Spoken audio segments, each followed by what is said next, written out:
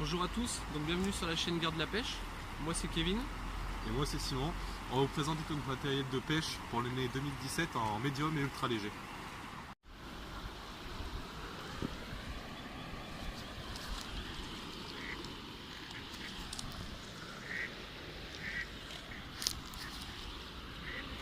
Donc, comme dit précédemment dans la vidéo, je vais vous présenter ma canne pour la saison 2017.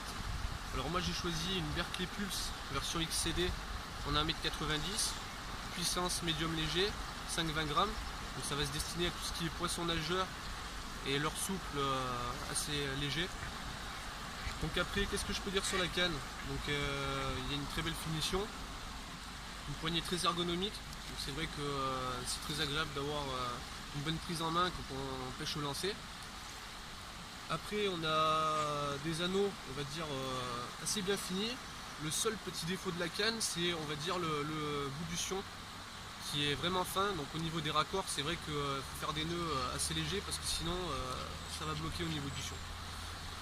Après je suis monté donc sur un moulinet Katana 3000, donc avec du nylon en 30 centièmes, un bas de ligne en fluocarbone 0,25.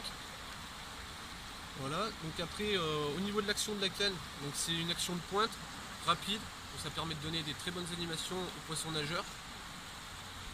C'est une canne qui fait 1,90 m, donc elle n'est pas destinée à pêcher au lancer au bord. C'est plus une canne qui va être utilisée en wading ou sur un flotte tube ou barque. Voilà, donc j'ai à peu près tout dit. On va passer à Simon pour la présentation de sa canne. Du coup moi je vais vous présenter ma canne. C'est une Katana de chez Shimano en 1,80 m. Donc c'est un ensemble ultra léger. Alors, elle peut envoyer 3 à 14 grammes. Donc c'est plutôt assez polyvalent pour tout ce qui est cuillère, leurre souple ou alors poisson nageur. Avec un manche en liège. Donc c'est vraiment très agréable. Une poignée assez ergonomique. Voilà, donc on a une bonne prise en main. Dessus j'ai monté un moulinet de chez Shimano aussi. C'est un 1000 FE avec un ratio de 61 cm par tour de moulinet. Donc ça ramène quand même assez pas mal, même à contre-courant c'est vraiment très bien. Du coup là elle a une très grande souplesse cette canne, donc je trouve qu'elle est vraiment assez pratique. Elle passe un peu partout de par sa taille et c'est vrai qu'elle n'est pas très grande. Donc voilà, c'est vraiment un ensemble très polyvalent qui peut aller du plus léger, donc à 3 grammes jusqu'à 14. C'est le meilleur rapport qualité-prix de sa catégorie. Et voilà. Donc maintenant on va passer à une petite présentation de tout ce qui va être cuillère et leurre. Donc Kevin lui est plus spécialisé dans les leurres souples et les poissons nageurs. Et moi ma spécialité c'est les cuillères. Donc présentation des différents leurres et poissons nageurs que je vais utiliser dans la saison. J'en ai pour tout type de situation. Donc le spinnerbait qui va être destiné à tout ce qui est black bass, brochet, cendre et grosse perche. On peut même mettre, si on veut, un leurre souple au bout. Là on a tout ce qui est jerk, donc celui-là il est destiné à la pêche du brochet avec une petite bavette donc qui va permettre de pêcher juste sous la surface de l'eau. Le même modèle en plus petit, donc celui-là c'est plus pour la truite, donc pareil, même utilisation sous la surface de l'eau. Celui-là par contre on voit qu'il y a une plus grosse bavette, donc couleur véronnée, plus grosse bavette, qui va nous permettre de pêcher plus en profondeur, celui-là, quand il fait froid par exemple. Le popper, celui-là c'est connu, c'est un leurre de surface. Quand il y a des chasses, des choses comme ça, donc il va s'animer à la surface de l'eau et faire des petits pops. Donc ça a tendance à énerver le poisson, c'est pas mal pour la perche. Là on a du crankbait, donc là ça va plus être des leurres de ce qu'on appelle prospection. Donc du lancer ramené, bien insister sur les zones. Donc là on a une version avec une petite bavette, donc qui va pas plonger trop profond. Là on a une version avec une bavette plus grande, donc celui-là il va permettre de pêcher plus en profondeur. Là on a un jig, donc ça va permettre de pêcher sur ce qui est ponton et sur les barques. Donc celui-là on va le laisser tomber au sol et le remonter tout doucement en l'animant, donc avec des petits coups de canne en haut en bas. Donc c'est pas mal pour tout ce qui est poisson en profondeur. Là on a des têtes plombées, donc on a une petite tête plombée de 2,5 grammes, une de 5. Donc ça va être plus pour animer tout ce qui est virgule. Donc ce qu'on appelle virgule, c'est tous les petits poissons qui sont comme ça. Donc là on a différents modèles. Donc ça c'est vraiment pour pêcher tout ce qui est au fond, principalement le cendre. Et là donc on va avoir tout ce qui est poisson nageur.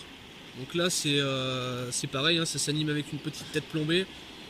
Et c'est du lancer ramené. Hein. Donc on voit la caudale par exemple dans l'eau qui s'anime bien. Donc on a différents modèles.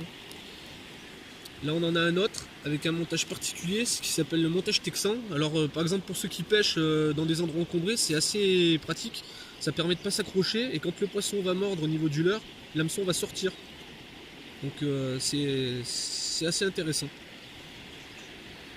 Et là j'ai on va dire le nouvel achat de la journée. Donc un Pulse Shad. Donc pareil, un poisson nageur avec une caudale que je vais essayer cette saison. Donc voilà mes différents types de cuillères. Donc on va commencer par la présentation au niveau des tailles. Donc on va commencer par la numéro 0. Donc c'est une argentée. Donc on l'utilise plus dans les temps sombres. Donc quand le ciel est nuageux. Très petite, donc petit lancer, donc c'est pas, on va pas lancer très loin avec ce type de cuillère. C'est plutôt pour du petit poisson, hein, donc petite perche, petite truite. Enfin quoique certaines fois des plus grosses arrivent à mordre.